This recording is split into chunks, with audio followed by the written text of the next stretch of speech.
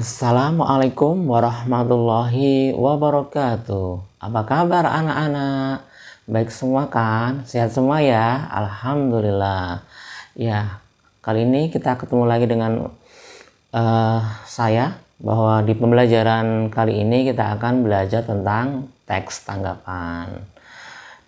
Baik, tujuan dari pembelajaran kali ini adalah siswa diharapkan mampu mengidentifikasi informasi yang terdapat dalam teks tanggapan, dan nilai keislaman yang kita harapkan bahwa ini berdasarkan hadis dari Al-Bukhari, muttafaqun alaih, yang artinya barang siapa beriman kepada Allah dan hari akhir, maka hendaklah ia berkata baik atau hendaklah ia diam. Jadi anak-anak sekalian, jadi berhubungan dengan teks tanggapan, tentu kalian sudah tahu ya, tanggapan itu apa? Tanggapan berarti kan berkomentar. Maka ketika kita berkomentar, ketika komentar itu menurut kita itu tidak baik, ditahan dulu, tidak usah berkomentar. Maka berkomentarlah dengan yang baik. Baik anak-anak, langsung ke materi ya. Oke. Materinya adalah, jadi pengertian dari teks tanggapan. Tentu kalian dalam kehidupan sehari-hari sudah sering itu ya, mengomentari, berkomentar, menanggapi dan sebagainya. Dalam keseharian kita mungkin kalian pernah nonton film, melihat lukisan, kemudian diskusi dengan teman, melihat fenomena misalkan seperti di sekarang ini pandemi COVID, kalian bisa memberi komentar atau memberi tanggapan. Lah, apa itu teks tanggapan? Teks tanggapan adalah cara penyampaian pendapat, bisa berupa saran atau kritik sebagai ungkapan persetujuan atau rasa tidak setuju terhadap suatu hal atau karya. Itu ya, suatu hal atau karya.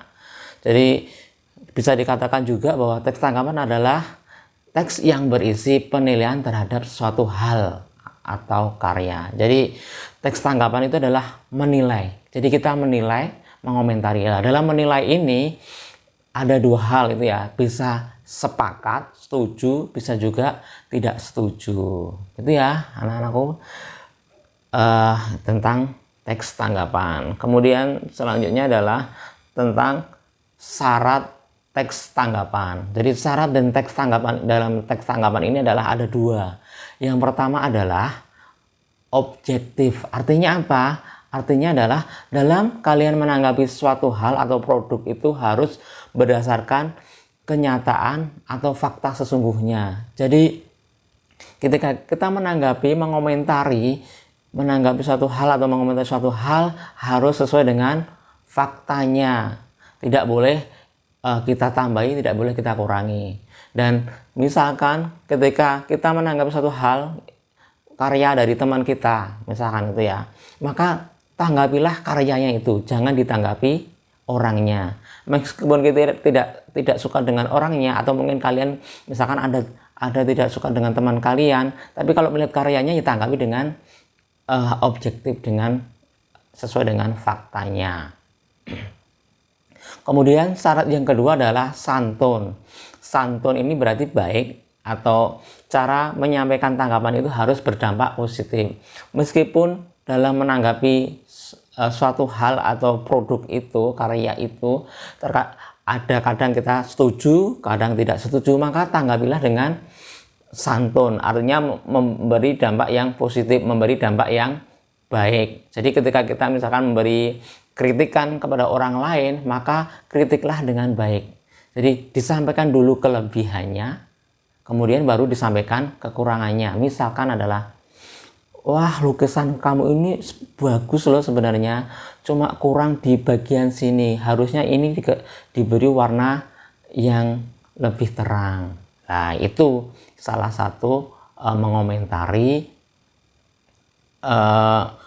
produk karya orang lain. Jadi sampaikan dulu kebaikannya, baru disampaikan kekurangannya. Oke, itu tentang syarat teks tanggapan. Yang selanjutnya adalah fungsi teks tanggapan. Kira-kira menanggapi, mengomentari itu ada fungsinya tidak ya? Ya, ternyata itu ada fungsinya. Yang pertama adalah sebagai bentuk penilaian terhadap suatu informasi atau objek. Jadi kita bisa menilai produk itu baik, produk itu bermanfaat atau tidak bermanfaat. Kemudian yang kedua adalah sebagai bentuk kepedulian kita terhadap lingkungan dan permasalahan yang ada di sekitar kita. Itu ya. Jadi karena yang ditanggapi itu bisa karya, bisa juga tentang fenomena di alam sekitar, maka itu akan menjadi kita sebagai kepedulian kita terhadap lingkungan dan permasalahan yang ada di lingkungan kita. Misalkan kita punya yang kita alami sekarang ini, kita harus sekolah di rumah, maka sebagai wujudnya adalah ya kita benar-benar belajar di rumah, seperti itu. Yang ketiga adalah fungsinya adalah sebagai usaha menganalisis dan memperbaiki atau merevisi suatu karya, pendapat dan sebagainya. Ya, terkadang ketika ada pernyataan, ada pendapat, itu pendapatnya ternyata masih kurang, maka ketika ada teks tanggapan ini berarti sebagai perbaikan atau revisi dari karya sebelumnya, itu ya. Yang kemudian yang keempat adalah sebagai media penyampaian kritik yang membangun, ya. Jadi ya ini ya, jadi kritik yang membangun. Maka ketika menanggapi itu, mengkritik itu, kritiklah dengan tadi objektif dan sopan, sehingga kritik itu membangun. Jadi orang yang dikritik itu tidak akan tersinggung kalau kritiknya membangun. Yang terakhir adalah fungsinya adalah sebagai media mengubah pandangan seorang. Jadi ketika kita menanggapi, terkadang orang itu bisa berubah pikirannya karena ada tanggapan dari kita. Oke, itu tentang fungsi dari teks tanggapan. Selanjutnya adalah langkah-langkah dalam mengidentifikasi teks tanggapan. Jadi dalam mengidentifikasi teks tanggapan itu ada beberapa langkah. Yang pertama adalah kita harus membaca teks secara keseluruhan. Kemudian menemukan poin-poin dalam teks tanggapan. Jadi dalam tiap paragraf itu ada gagasan utamanya. Kita cari gagasan utama dalam paragraf itu. Yang selanjutnya adalah memahami bagian struktur dalam teks tanggapan. Hal ini karena setiap bagian struktur akan memiliki tujuan memadukan setiap bagian struktur teks dan memperbaiki kaidah kebahasaan teks tanggapan deskriptif. Jadi untuk struktur teks tanggapan itu ada 3. Yang pertama itu adalah konsep, yang kedua adalah deskriptif atau deskripsinya, yang ketiga adalah penegasan ulang, seperti itu. Nanti diterangkan di materi selanjutnya. Kemudian langkah yang keempat adalah memahami penggunaan bahasa dalam teks tanggapan. Hal ini karena teks tanggapan mempunyai karakteristik penggunaan bahasa yang khas dan berbeda dengan teks yang lainnya, gitu ya anak-anakku sekalian.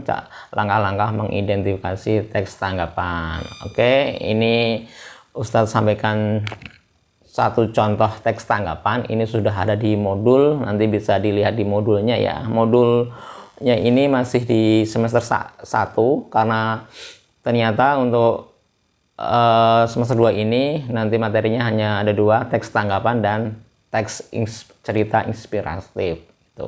Nah, baik, Ustaz bacakan contohnya yang berjudul Masyarakat dan Rokok. Di era globalisasi, dunia serba mudah, banyak macam rokok tersedia dan banyak juga masyarakat yang gemar mengkonsumsinya. Padahal pada bagian bungkus rokok jelas tertera bahwa rokok sangat berbahaya, menyebabkan banyak penyakit dan menyebabkan polusi udara. Namun masih ada saja yang mengkonsumsinya. Bahkan mereka tidak bisa 1 hari saja tanpa merokok. Hal tersebut ditambah lagi dengan banyaknya rokok yang harganya murah, sehingga masyarakat golongan rendah pun dapat membelinya. Banyak macam rokok dengan berbagai macam merek dan harga membuat masyarakat makin gemar mengkonsumsi rokok. Namun apa daya, sebenarnya rokok secara perlahan mengurangi hidup penggunanya. Rokok membuat penggunanya ketergantungan. Jadi, pengguna rokok harus terus-menerus membeli rokok. Hal tersebut mengakibatkan borosnya pengeluaran uang terutama para remaja, sehingga mereka tidak bisa menyisihkan uang saku mereka. Para orang tua yang seharusnya para orang tua, uang yang seharusnya digunakan untuk memenuhi kebutuhan keluarga justru digunakan untuk membeli rokok. Jika mereka tidak mempunyai uang, maka mereka akan melakukan segala cara untuk mendapatkan rokok. Sebenarnya saya sebagai penanggap setuju dengan pernyataan bahwa rokok sangat berbahaya bagi tubuh. Bukan hanya rokoknya saja, melainkan asapnya juga berbahaya. Hal tersebut karena di dalam rokok terdapat bahan yang sangat berbahaya yang mengakibatkan penyakit dan membuat ketagihan. Selain itu, rokok juga menyebabkan hidup kita boros. Sumber dari website itu ya, dari Bayu Erdian Blogspot itu ya. Oke, kemudian setelah baca teks ini, maka nanti silahkan dikerjakan tugasnya ya. Tugasnya nanti diisi di Google Form, nanti Ustadz share linknya. Ini pertanyaannya. Jawablah pertanyaan-pertanyaan di bawah ini dengan benar. Apa yang dimaksud teks tanggapan? Sebutkan fungsi teks tanggapan. Yang ketiga, sebut dan jelaskan syarat teks tanggapan yang baik. Kemudian nomor 4, apa judul teks tanggapan di atas? Yang kelima, tulislah informasi yang terdapat dalam teks tanggapan di atas.